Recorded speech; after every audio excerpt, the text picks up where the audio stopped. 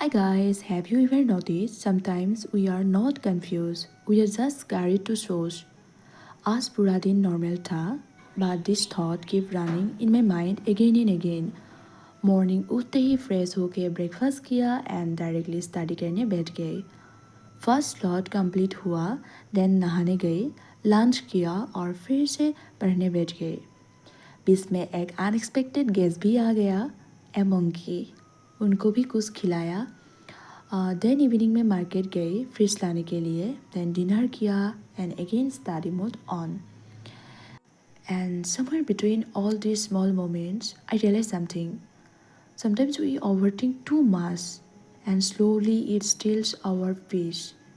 Bhagavad Gita teaches you don't always need perfect clarity before starting. Sometimes clarity comes after taking the first step.